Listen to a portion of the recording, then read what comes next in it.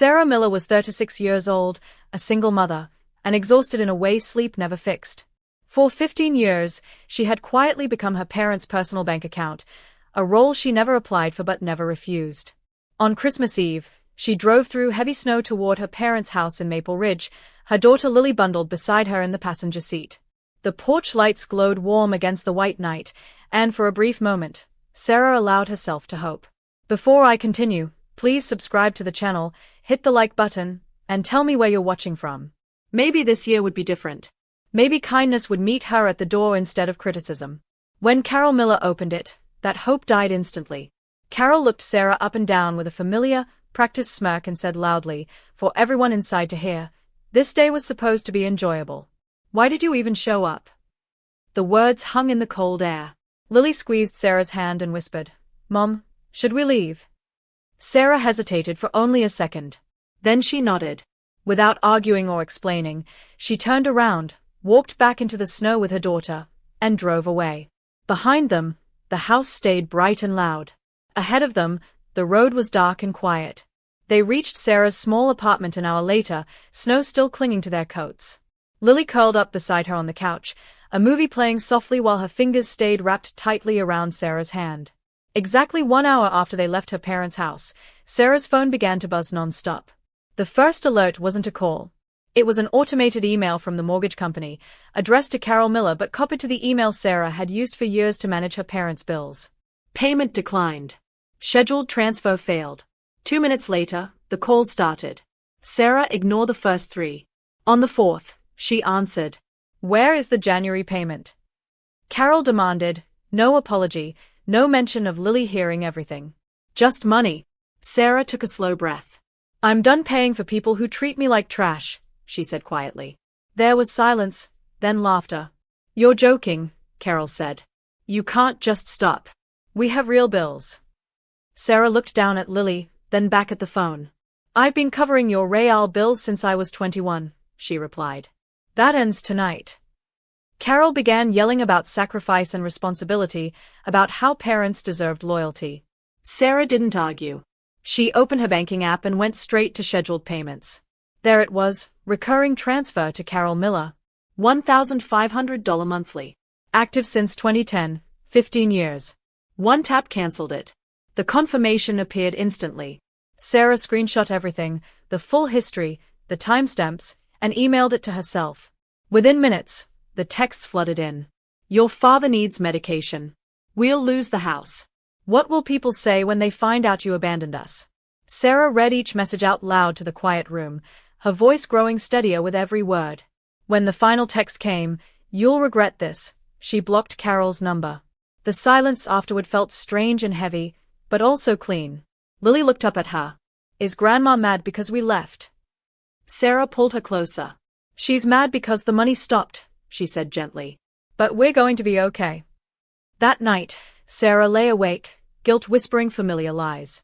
But for the first time, relief spoke louder. She had drawn a line, and she wasn't stepping back over it. By morning, Sarah forwarded the bank's cancellation confirmation to Carol's email with no message attached, then ensured her number remained blocked. The quiet lasted 6 days. On the 7th, a knock echoed through the apartment hallway. Sarah opened the door to find her cousin Evan standing awkwardly in a heavy coat, holding a red gift box and a thick envelope. "Your mom asked me to drop this off," he said, not meeting her eyes. Sarah opened the envelope immediately. Inside was a single handwritten page.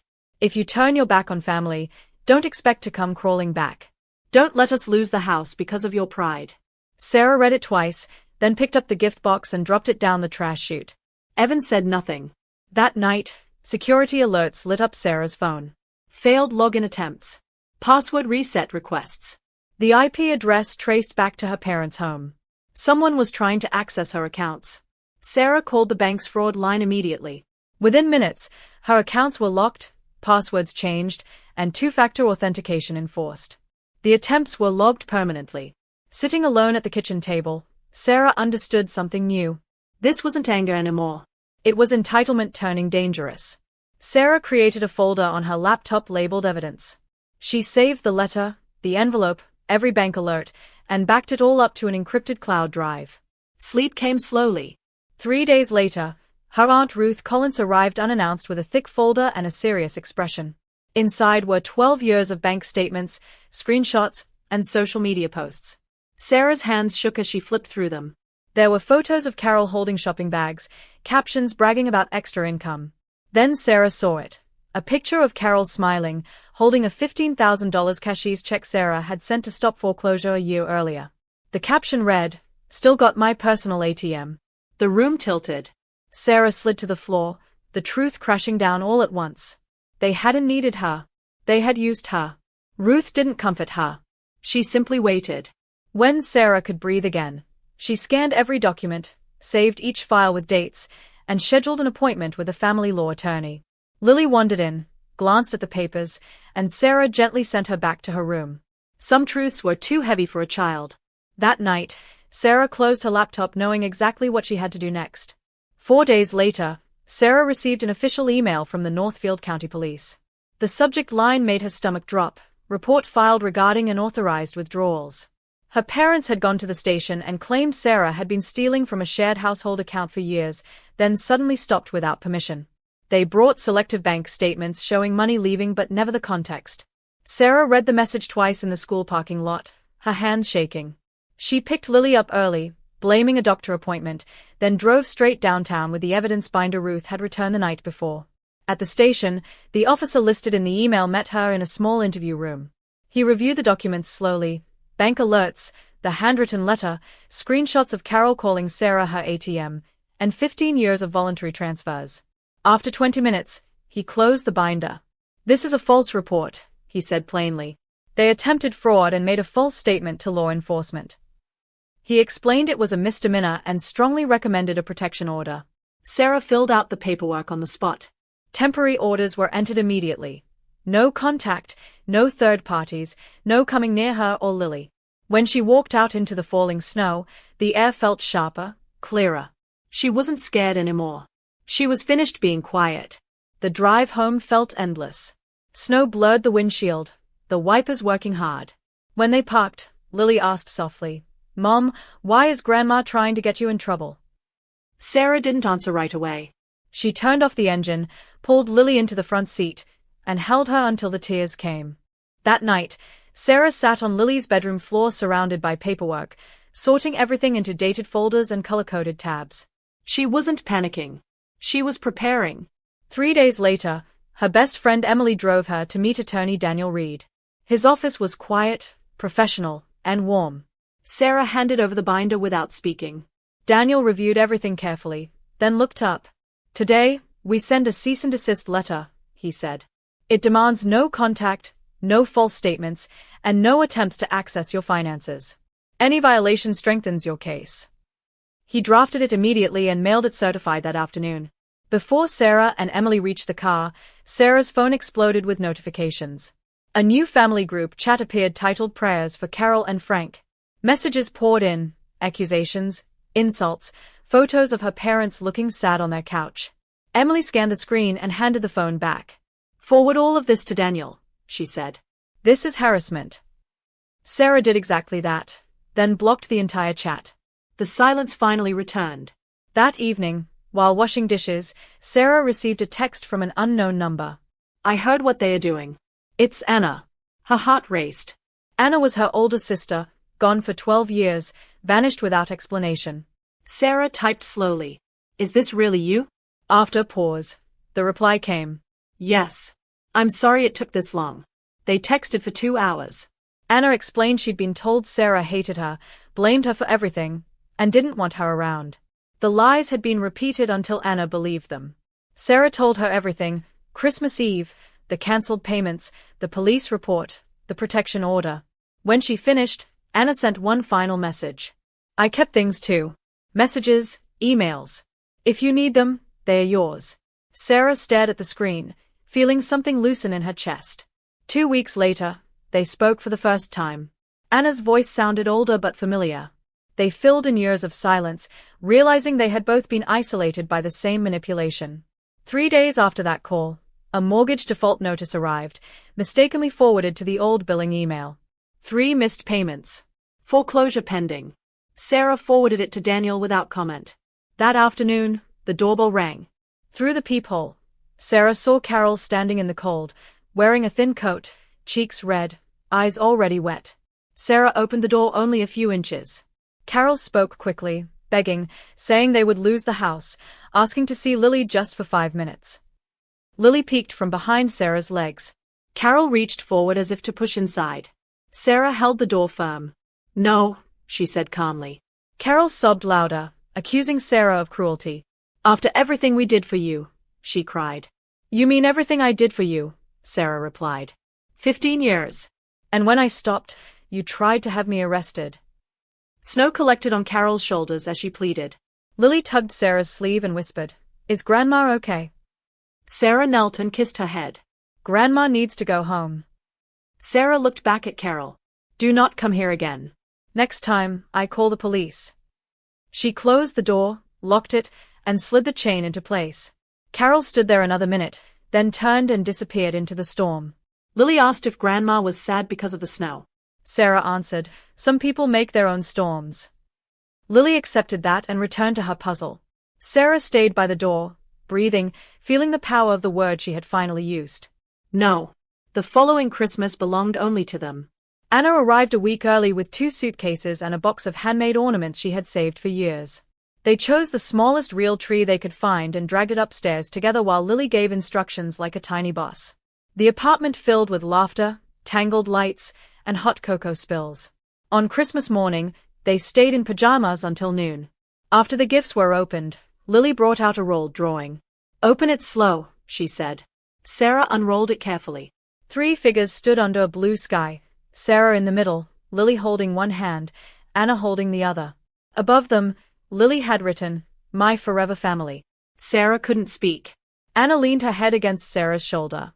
Later that day, Ruth called with quiet facts. The house had been sold at auction. Carol and Frank now lived above a laundromat. No one invited them for Christmas anymore. When Sarah hung up, she watched snow fall past the window while Lily and Anna built a blanket fort around the little tree. The lights glowed softly, filling the room with warmth. Sarah understood the truth at last. Family wasn't blood or obligation. It was peace, safety, and love. And sometimes, the smallest family was the strongest one of all. Winter settled into Maple Ridge with a steady calm that felt unfamiliar but welcome. In the weeks after Christmas, Sarah focused on rebuilding routines that didn't revolve around fear or crisis. Mornings became slower. She walked Lily to school when the sidewalks were clear, holding her mittened hand and listening to stories about spelling tests and art projects. At work, Sarah noticed she could concentrate without the constant hum of anxiety. The protection order remained in place, and the silence from her parents held. Daniel Reed checked in regularly, confirming that no new violations had been reported. Sarah kept adding to her evidence folder anyway, a habit now rooted in caution rather than panic. Anna stayed in touch daily, sending photos of her new apartment out west and long messages about memories they were slowly untangling together. Each shared truth felt like reclaiming a stolen piece of childhood. One evening, Lily asked why Aunt Anna laughed differently than Grandma. Sarah answered honestly but gently. "Because some people laugh when they feel safe." Lily nodded, satisfied. For the first time, Sarah felt certain she had chosen the right path. The guilt still surfaced occasionally, but it no longer ruled her. It came and went like weather. Peace, she learned, required maintenance, but it was worth the effort. Early in January, the court mailed notice of the upcoming protection order hearing. Sarah read the date carefully and placed the letter in her planner, then scanned it into her evidence folder. Daniel explained what to expect: brief testimony, document review, and a likely extension of the order. Sarah wasn't nervous. She felt prepared. Anna offered to fly in to support her, but Sarah declined, not wanting Lily disrupted again. Instead, Emily promised to attend, sitting quietly in the back. In the days leading up to the hearing, Sarah practiced answering questions out loud, keeping her voice steady and factual. She wasn't there to punish her parents. She was there to protect her child. On the morning of the hearing, snow dusted the courthouse steps. Inside, the room was small and quiet. Carol and Frank sat on the opposite side, looking tired and smaller than Sarah remembered. They avoided her eyes. When it was Sarah's turn to speak, she handed over organized documents and answered calmly. The judge reviewed everything without interruption. After a brief pause, the order was extended for a full year. No contact. No exceptions. Sarah exhaled slowly. The chapter was closing, not with drama, but with finality. Life didn't suddenly become perfect after the hearing. There were bills to manage alone and moments when Sarah missed the version of parents she wished she'd had. But stability replaced chaos, and that mattered more. Anna visited in early spring, finally meeting Lily properly. The two bonded quickly, building puzzles and baking cookies that filled the apartment with warmth. One afternoon, Anna apologized softly. "I should have questioned things sooner." Sarah shook her head. "We were both lied to," she said. "That's not our fault." They sat on the couch in comfortable silence, understanding settling where resentment once lived. At work, Sarah accepted a small promotion she'd avoided for years, no longer afraid of extra responsibility. She opened a savings account in her own name, watching it grow slowly but steadily. Each deposit felt symbolic, like proof she was finally investing in herself. Lily's teacher sent home a note praising her confidence in class. Sarah pinned it to the fridge. Healing, she realized, wasn't dramatic. It was quiet, consistent, and built from ordinary days stacked carefully together. In March, Ruth called again with updates, her tone neutral as always. Carol and Frank had moved again, downsizing after missing rent above the laundromat. Church friends had stopped returning calls. Sarah listened without comment. After hanging up, she sat with the information, acknowledging the ache without feeding it. Consequences, she reminded herself, were not cruelty. They were outcomes. That evening, Lily asked if Grandma would ever come back. Sarah chose her words carefully. "Some people don't know how to be kind," she said. "And until they learn, it's safer to stay apart." Lily considered this, then returned to coloring. Spring arrived slowly, melting snow into muddy sidewalks and pale green shoots. Sarah planted herbs on the windowsill, something she'd always wanted but never bothered with. Watching them grow became a quiet joy. Anna returned home, but the distance no longer felt like abandonment. It felt like space, healthy and respected. On a warm Saturday, Sarah and Lily visited the park, laughing freely. Sarah caught her reflection in a dark window and barely recognized the woman she'd been months earlier. She looked lighter, straighter, free. By summer, the story had stopped circulating among extended family. Without Sarah's money or reaction, the drama starved. Daniel confirmed there were no new filings or attempts at contact. The case remained dormant. Sarah closed the evidence folder for the first time, archiving it instead of updating it. She didn't delete anything. She just no longer needed to live inside it. Lily attended a day camp nearby, coming home each afternoon sun-tired and chatty. One night, while tucking her in, Lily asked, "Mom, are we poor now?" Sarah smiled softly. "No," she said. "We're careful. And we're enough." Lily accepted this truth easily. Later, Sarah sat on the balcony watching the sunset over Maple Ridge. She thought about the woman who once measured love by sacrifice and silence. That woman felt distant now. Boundaries, Sarah had learned, were not walls. They were doors, ones she controlled. She went inside, made tea, and planned the next day without dread. That alone felt like victory. In early fall, Anna called with news. She had accepted a new job closer to Maple Ridge. Not the same town, but close enough for weekends. "I want to be present," Anna said. Sarah felt a quiet happiness settle in her chest. When Anna visited again, they talked late into the night about rebuilding traditions, ones that didn't hurt. They planned a small Thanksgiving together, just the three of them. No pressure. No obligations. On Thanksgiving morning, Sarah cooked while Lily and Anna set the table, laughing over crooked napkins. They shared stories, ate slowly, and took a walk afterward through fallen leaves. There were no arguments. No guilt. Just warmth. Sarah realized then that healing didn't erase the past. It redefined the future. She no longer wondered what her parents thought of her choices. That voice had lost its power. She was building something stronger, rooted in honesty, not fear. As winter approached again, Sarah noticed how different the season felt. No knots in her stomach. No rehearsed defenses. The protection order was quietly renewed without incident. Daniel congratulated her on handling everything with restraint. "You did exactly what the law is meant to protect," he said. At home, Lily practiced writing cursive, carefully looping letters while Sarah graded papers at the table.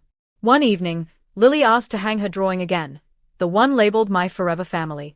Sarah framed it this time and placed it above the couch. Anna smiled when she saw it. "That's us," she said simply.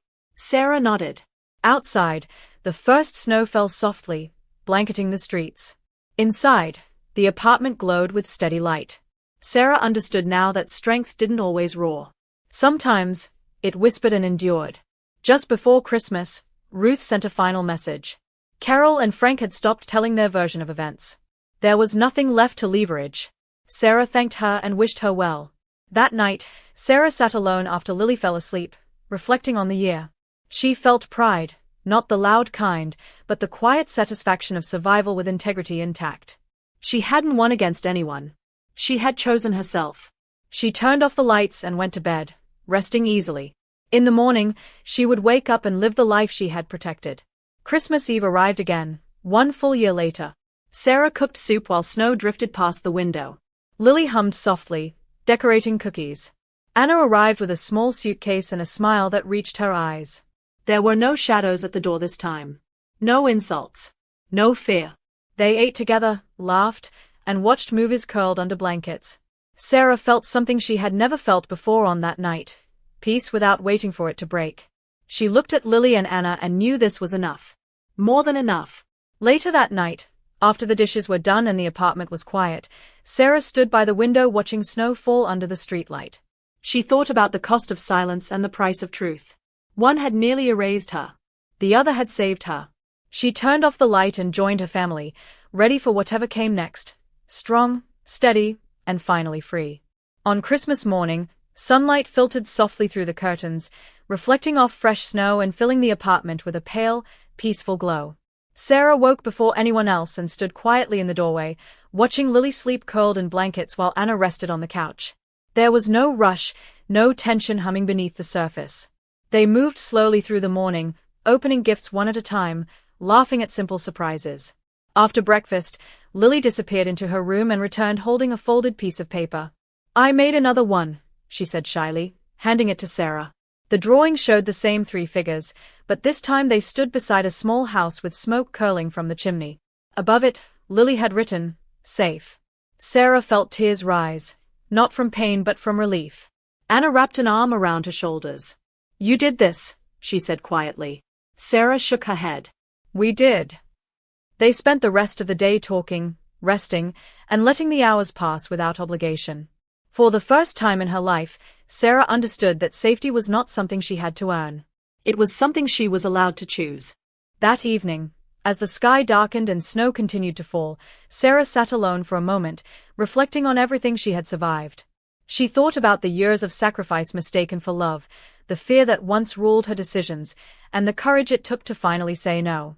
She didn't feel bitterness toward her parents anymore. Just clarity. Their choices had shaped their ending, just as hers had shaped her beginning. When Sarah returned to the living room, Lily and Anna were curled together under blankets, the soft glow of the tree lighting their faces. Sarah joined them, feeling the steady warmth of a life no longer built on obligation or fear. Family, she knew now, was not defined by blood or guilt. It was defined by care, respect, and safety. Sometimes, walking away was not abandonment. Sometimes, it was survival. And sometimes, choosing peace was the bravest act of love a person could ever make. Thank you for staying until the end. If this story spoke to you, please subscribe to the channel, like the video, and share it with someone who may need to hear it. And remember, choosing peace is not selfish. It's survival.